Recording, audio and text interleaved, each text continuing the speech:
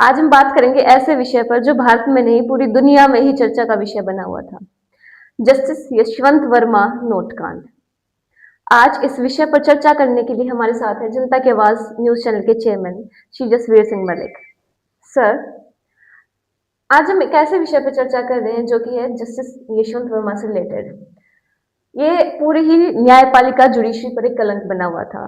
तो ये एग्जैक्टली पूरा मामला क्या था? दरअसल ये जो मामला है इसमें कोई दो राय नहीं है कि इस नोट कांड की वजह से पूरे भारत में ही नहीं पूरी दुनिया में भारत की न्यायपालिका की जो साख है वो धूमिल हो रही थी। और पिछले लगभग एक वर्ष में ये चर्चा का विषय रहा। इसमें संसद में इस पर चर्चा हुई, हर गली मोहल्ले में चर्चा थी और एक सवालिया निशान था न्यायपालिका के ऊपर कि न्यायपालिका में भ्रष्टाचार है। और ये जो कांड था वो इस तरह का कांड था कि इसमें एक तरह के पूरे सबूत साथ में थे। ये मामला है 14 मार्च 2025 का। उस समय जस्टिस वर्मा के आधिकारिक आवास पर, जो लुटियंस दिल्ली में तुगलक रोड पे इनका एक बंगला था, जो आधिकारिक आवास था सरकार की तरफ से दिया हुआ, उसमें आग लग जाती है। और जब आग बुझाने के लिए फायर ब्रिगेड वगैरह दमकल की गाड़ियां वहां जाती हैं तो देखते हैं कि बहुत सारे नोटों के बंडल वहां पे हैं और नोटों के बंडलों में आग लगी हुई है। अब ये जो मामला था वो कई एजेंसीज वहां पे थी, तो उन सबके संज्ञान में आ गया और उन्होंने उच्च अधिकारियों को भी अवगत करा दिया। फिर ये मामला मीडिया में आ गया। मीडिया की जहां तक आज हम बात करें तो मेन स्ट्रीम मीडिया जो आज है, उसके अलावा सोशल मीडिया आज मेन स्ट्रीम मीडिया की तरफ बहुत प्रभावी हो गया है। और सोशल मीडिया में आई हुई चीज जो है वो किस स्तर तक कहां कहां चली जाए उसकी कोई सीमा नहीं है। जब ये मामला मीडिया में आया, चर्चा में आया, तो सवाल ये खड़ा हुआ कि भाई जो है इतने ज्यादा मात्रा में नोट एक नॉर्मल सैलरी लेने वाले न्यायाधीश के घर पे कैसे आए। तो मामला भ्रष्टाचार का तो सामने नजर आ ही रहा था। वैसे भी जो एक रिकॉर्ड था, जो ऑफ रिकॉर्ड अक्सर बोलते हैं, क्योंकि कंटेम्प्ट टू कोर्ट से लोग डरते हैं। न्यायपालिका पे सवाल उठाते हुए कंटेम्प्ट का एक सवाल रहता है, लेकिन ये जो पूरा मामला था ये प्रदर्शित करता था इस बात को, और बल्कि स्थापित भी करता था कि जस्टिस वर्मा वास्तव में जो है बहुत ही भ्रष्ट और करप्ट व्यक्ति है। तो एक सवाल है कि जब इतने सारे सबूत थे, मीडिया में पता चल गया, तो इनके अगेंस्ट में कुछ हुआ क्यों नहीं प्रॉपर्ली? ये सवाल वाजिब है और ये भारत की जनता भी लंबे समय से पूछ भी रही थी और चर्चा भी कर रही थी कि सारे सबूत थे, मीडिया में आ गया, सारी चीजें थी, लेकिन कोई भी एक काम होता है तो उसका एक ड्यू प्रोसेस होता है। ये जो मामला था ये कोई सामान्य अधिकारी या कर्मचारी का नहीं था, ना किसी भारत के सामान्य एक नागरिक का था, बल्कि ये सिटिंग जज, वो भी हाई कोर्ट के, उनका ये मामला था। इस मामले में ड्यू प्रोसेस जो सिस्टम बनता है वो ये है कि जस्टिस वर्मा उस समय दिल्ली हाई कोर्ट में पोस्टेड थे, तो जो माननीय उच्चतम न्यायालय सुप्रीम कोर्ट जो कर सकता था, या कोलिजियम सिस्टम जो था, कोलिजियम सिस्टम जुडिशरी का है, उसमें जो प्रोसेस था वो ये था कि मार्च में ही 2025 के अंदर ही इन्होंने सबसे पहले जस्टिस वर्मा को बैक टू होम, यानी उनके जो उनका होम डिपार्टमेंट कहें हम इसको, हाई कोर्ट इलाहाबाद ट्रांसफर कर दिया और उनका जो चार्ज था वो ले लिया। अब इसके बाद एक प्रोसेस होता है इस चीज के लिए। वो प्रोसेस जो था उसके लिए एक 3 सदस्यीय कमेटी गठित की गई, जिसमें चीफ जस्टिस होते हैं विभिन्न कोर्टों के, या वरिष्ठ जो जस्टिस होते हैं वो होते हैं। इसमें भी ऐसा ही हुआ। उस कमेटी ने एक अपनी सिफारिश की, दोषी पाया गया कि इनके खिलाफ महाभियोग लिया जाना चाहिए।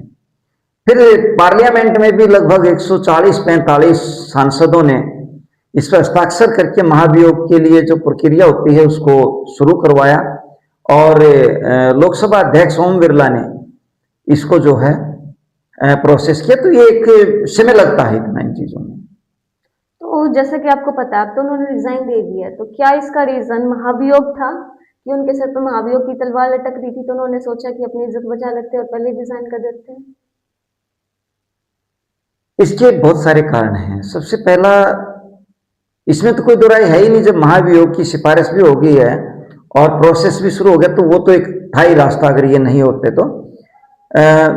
दूसरा इसका कारण ये भी है कि आज के जो चीफ जस्टिस हैं सूर्यकांत जी, वो भी काफी एक साफ छवि के अधिकारी हैं और न्यायाधीश हैं, और उनके आने से भारत की न्याय प्रक्रिया में पारदर्शिता भी आई है, और न्याय प्रक्रिया की और न्याय प्रणाली की या और न्याय व्यवस्था की जो है वो साख भी बढ़ी है। दूसरा कारण ये भी था। इसमें एक कारण और भी है कि कई बार हम क्या करते हैं, इस तरह के मामले ज्यादातर कारपोरेट सेक्टर में या कुछ नौकरियों में, या कई बार ऐसी जगह कि जहां लगता है कि सामने वाला गलत काम कर रहा है और उसका पता चल गया है, कि वो मिल गया है कि भाई ये दोषी है, इस तरह की चीजें आ रही हैं धीरे धीरे करके सामने, जो पूर्ण होने के बाद प्रूव भी हो जाएंगे। तो उस केस में जो है सीनियर अधिकारी या कुछ लोग करते हैं कि भाई ऐसा है, तुझे जाना तो है ही, तो तेरी इज्जत भी है और तेरे पास समय भी है, अब तू कम से कम रिजाइन दे दे। तो तीसरा एक कारण ये हो सकता है कि जस्टिस वर्मा को नजर आया कि भाई अब इसमें जो है कोई गुंजाइश तो बची नहीं है, क्योंकि न्यायपालिका के ऊपर सवालिया निशान लग रहे थे। न्यायपालिका के ऊपर अभी भी एक पीछे भी मामला जो है ना बहुत हाईलाइट हुआ, और ये तो न्यायपालिका का मामला था, अगर सामान्य विभाग का मामला होता तो और ज्यादा हाईलाइट होता, जहां पे एनसीईआरटी की किताबों में भी न्यायपालिका यानी जुडिशरी के करप्शन के ऊपर चैप्टर जोड़ेगा, जो बाद में कोर्ट के संज्ञान लेने के बाद हटाएगा, जिस पे आज भी चर्चा पूरे भारत में है, और बहुत सारे क्लिप्स, बहुत सारे वीडियोस, बहुत सारे सोशल मीडिया पे इस तरह की चीजें भी हैं अभी भी। तो इनको लग गया कि भाई ये एक रास्ता है, तो इसलिए इन्होंने रिजाइन कर दिया, ये कारण हो सकता है। तो अब उन्होंने रिजाइन कर दिया, तो क्या उनका ये दाग हट गया? अब आगे क्या होगा इस केस में? त्यागपत्र से सब कुछ खत्म हो जाएगा? अब मैटर क्लोज? यहाँ पे भी दो तीन तरह के सवाल आ रहे हैं। पहला सवाल तो बहुत सारे लोग ये सवाल कर रहे हैं कि सर, जब सब पता था इन्होंने गलत किया है, नोटों के बंडल मिल गए, मीडिया में आ गया, अधिकारियों के संज्ञान में आ गया, संसद तक पूरे चर्चा में आ गया, उसके बावजूद भी त्यागपत्र देके सारे लाभ क्यों? इसका अर्थ तो ये हुआ कि कोई भी व्यक्ति पहले गड़बड़ करे, भ्रष्टाचार करे और पकड़ा जाए तो फिर त्यागपत्र देके निकल जाए। तो एक सवाल तो ये लोगों के जहन में है। दूसरा जो आपका सवाल है कि आगे इसमें अब क्या होगा, इसमें बहुत सारी प्रक्रियाएं हैं। वैसे तो अभी हमें वेट एंड वॉच करना चाहिए, देखते हैं कि इसमें माननीय सुप्रीम कोर्ट क्या निर्णय लेता है, भारतीय संसद क्या निर्णय लेती है। क्योंकि वर्तमान में जो सरकार है वो भी मैंने देखा है कि इनकी जो कहने की बात है कि जीरो टॉलरेंस की नीति, ये खाली कहने तक सीमित नहीं है। कई मामलों में भारत सरकार ने भी ऐसा किया है कि जो भी आदमी पकड़ा गया है या संज्ञान में मामला आया है, तो ये सरकार भी उस पर एक्शन लेती है, और किसी को मतलब ये संशय में नहीं रहना चाहिए कि वो कुछ गलत करेंगे तो बच जाएंगे। इस मामले का भी देखते हैं क्या है। इसमें दो तीन तरह की चीजें बनती हैं। ये सब होने के बाद जस्टिस वर्मा के ऊपर जो लिमिटेशंस थी कार्रवाई करने की, वो हट जाती है, तो एफआईआर भी करवाई जा सकती है, और भी बहुत सारे रास्ते हैं कानूनी कार्रवाई के। देखते हैं आगे जो है वरिष्ठ अधिकारी या वरिष्ठ न्याय प्रक्रिया में जुड़े हुए जो सीनियर अधिकारी हैं जो इस मामले को देख रहे हैं, वो क्या इस पर कार्रवाई करते हैं। लेकिन इसमें कोई दो राय नहीं है कि इस त्याग पत्र आने से एक जो बार बार छवि धूमिल हो रही थी भारत की न्याय प्रक्रिया की, न्यायपालिका की, जो एक सामान्य जनमानस का, जनता का भरोसा धीरे धीरे कम हो रहा था, वो जरूर भरोसा बढ़ेगा, और ये संदेश जरूर जाएगा कि कोई भी आदमी गलत करने वाला बच नहीं सकता। उम्मीद है सर, जो आपने कहा है वो सारी बातें ठीक हो, और ऐसा ही हो कि किसी भी व्यक्ति को करप्शन करने के बाद छोड़ा ना जाए, जब भी वो प्रूव केस हो चुका है, ऑलरेडी अपनी रिपोर्ट दे चुके हैं। प्रूव तो खैर अभी इसमें प्रोसेस था, पूरा प्रूव तो नहीं था, पर यह है कि जो रिपोर्टें आ रही थी वो आ रही थी, जैसे महाभियोग की रिपोर्ट थी और प्रोसेस जारी था। तो इसमें कोई दो राय नहीं कि दिशा जो थी वो सकारात्मक थी कि भाई इसके ऊपर कार्रवाई होगी। मतलब कमेटी रिपोर्ट में तो उन्होंने अपने बोल दिया था कि हाँ, उन्होंने ये सिफारिश की है कि महाभियोग लिया जाना चाहिए, हाँ, बनता है, इस टाइप की चीजें थी। ठीक है। Thank you so much sir, आज हम सबको इस मैटर से अवेयर करने के लिए। Thank you so much.